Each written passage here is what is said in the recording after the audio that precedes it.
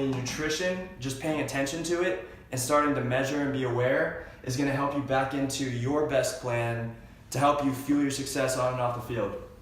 I'll tell you quick, so my story was on this and how we got to this place. Steph and I had gone on a trip. We had gone on a cruise. It was a cruise, right? We went on a cruise, so obviously everybody on Facebook and on social media, we all want to look good with our shirt off, we want to look cool, and we looked at the pictures afterwards and we were like, oh, man. Like I was crushing triple cheeseburgers, double cheeseburgers. They had the cheeseburger buffet at this cruise. So the effect, we got back and we were like, this needs to change. Okay, plus when we look at down the road, it's like anything else, habits are harder to break the longer you wait. And we wanted to be able to set ourselves up for, if we do have a family in the future, good eating habits now. So we didn't know how to do it. Every time we tried to start a diet, we would fall off. Okay, we'd do it for a little bit, we'd fall off. So two things happened. Number one, Charles Schadenberg, my boss over at ADP at the time, challenged me because I was working out every day, and my excuse was, I'm just gonna eat whatever I want because I work out. And I convinced myself that I was a swole dude, all right? So he's like, hey, take a body fat test. And here I am, yap about objective measurement. I've never even measured my body fat, okay? I was 23%. So then I run into Ben Brewster's book that talks about the benchmark at 13.8%. I got work to do, okay? If I want to be able to be a good leader for the guys that trust me to deliver the best information on their dreams, I knew I had to dive into this. We also got connected with Heidi Laws at the time, who was with Beachbody. And so it started out with what was a program called the 21 Day Fix.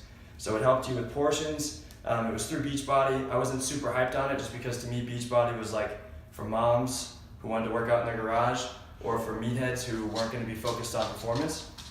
So I went along with the eating plan, but that was kind of where I stopped at.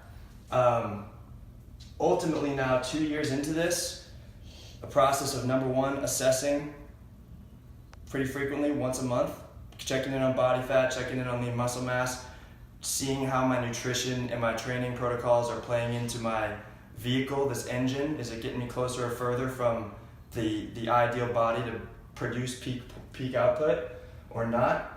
The tracking of calories and nutrition every day in the phone, simply tracking, right? Just awareness itself is curative.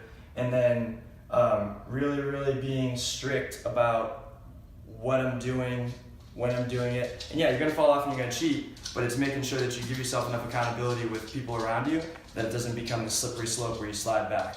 Because this was tough. Okay, this was not easy. Just like any other habit, it took a long time.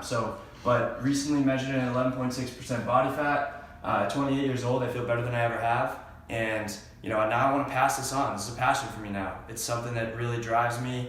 It's changed my life. It's changed Steph's life, and we want to share it with you. So assessment. So tonight, what I want you guys to do is get an idea of where you're at. So there's a simple formula to get you an idea. If you want to get a little bit more accurate, if you go to Lifetime Fitness, they have body fat testers on scene there. You can go to Complete Nutrition if you're in San Antonio.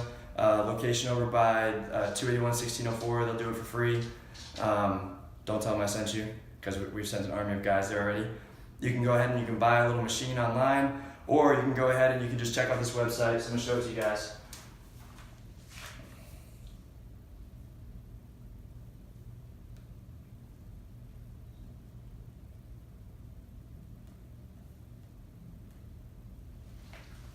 Okay, so if you go to builtlean.com, it's going to give you a rough idea, just a photo snapshot of what the different percentages look like. So again, when I started, I thought I looked like this guy, and in reality, I looked somewhere between this guy and this guy.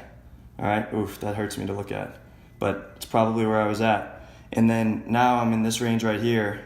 Okay, this guy I think does a little bit better job shaving the chest than I do. But so this will give you a rough idea. Some different categories to look at. It's going to just break it down for you. Different characteristics, like basically 10 to 12% is when you start to see your abs, which is a nice feeling. I never had that feeling until pretty recently. 15%, you're getting close to that benchmark for Major League, but you're looking lean and fit. It's probably not showing the abs, get a little bit of fat. And then really when we talk about somebody that needs to be paying more attention to just restricting calories and potentially looking at losing fat. We're going to talk about how important it is to custom fit your diet. Anything greater than 20%, we want to look at fat loss if you're really trying to maximize your power output. So anyways, those are some general ideas. And then I want everybody to think about also, what is it that you're training for? This is something that I saw when I was training at the ranch with Ron Wolforth in Houston. And obviously, if you look at these two different builds, traditional baseball, long distance running, that's the topic that we cover this with. And then obviously a sprinter. So lean muscle mass, which one of these guys is going to be able to produce more power safely over a long period of time? I think the answer is obvious.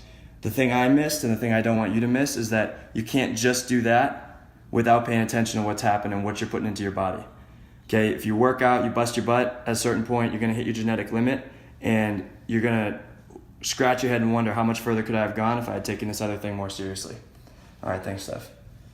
So backing into this, so now you hopefully get an idea of what your body fat percentage is, and let's say you're starting out and you're at 25%, or we'll start where I started. So I was at 23%.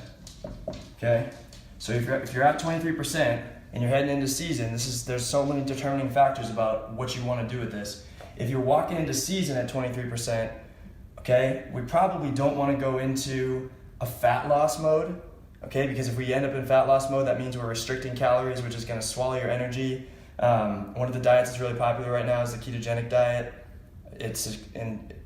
People get results from it. I haven't tried it, so I'm not going to speak on it, but 800 calories a day. In a diet like that where you're restricting calories, you're going to suffer energy-wise, okay?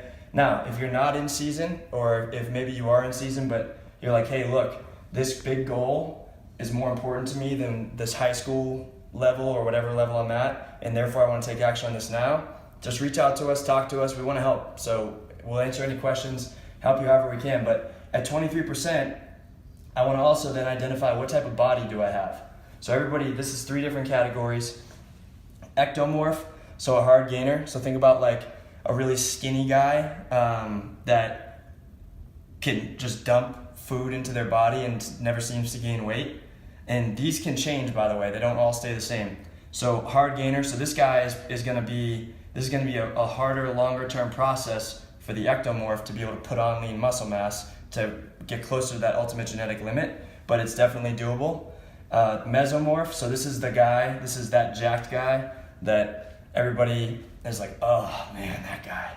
And I remember a kid that I went to high school with named Dave Bradshaw. Another one, Pat Beauregard. If either one of these guys are watching, I hated you in high school, man. You guys were so ripped, and I was so chubby. But they're natural, right? They're natural. Now, again, even if you are in your mind in this category, I would challenge you that you still want to be measuring to continue to improve what you've got going on, because if you're not improving, you're going backwards. The last one right here is endomorph, so large frame, slow metabolism. My mom was very kind to me growing up. She would tell me that I was just husky and big boned. And in reality, this is where I started at. I was an endomorph. I had a slower metabolism. I was very active when I was younger. Then when we got into high school, sitting on my butt on the internet all day, playing games, whatever, started to gain weight and just never really pay attention to diet. And so quickly, endomorphs can accumulate body fat if they don't pay attention to what it is they're putting in their body. Okay, so now we've identified, at least got in the ballpark of, hey, where am I at on body fat percentage? Where am I at on my total weight? And then what plan is going to be right for me? So if you check this out, whatever we do, we want to be subtle and we want to be looking at this as a long-term strategy, okay? One of the reasons that New Year's resolutions don't stick is because people want to try to get this big bang result all right away. Okay, your central nervous system wants to do things gradually. It wants to change gradually so that you can stay healthy, stay energetic, and perform on the field. But let's say that you're on a gain muscle phase, okay? So in season. So there's a bunch of different things that you have to figure out and categorize. Number one, though, most important, is just going to be calories, okay? Because at the end of the day, if you're constantly operating at a calorie deficit, you're going to put yourself in a couple of rough situations. Number one, if you start to lose lean muscle mass, okay, as a really active athlete, let's say you're burning 2,800 calories a day because you're doing football, lifting, baseball, training, you're only eating 2 meals a day and they're both crappy meals. Well, okay, great. So you walk into the season with, let's just say, 95 pounds of lean muscle mass and your total body weight's 191. Okay, well, by the end of the season, if you're at 85 pounds of lean muscle mass and you're actually down to 180 or 175, how do you think that's going to impact this equation right here? Your force is going to be significantly reduced. Most likely, this is going to be reduced because if you're operating at that much of a deficit, your soft tissue is probably not going to be very pliable. You're probably also in a state of dehydration and fatigue. And so, obviously, power is going to be diminished. Your chance for injury goes up. All these things that can happen. Again, think about it like a Ferrari, if we use a car analogy. If you're driving a Ferrari and you're just ripping it up, the Ferrari being, you right now, shiny new red Ferrari, ready to go light it up at tryouts.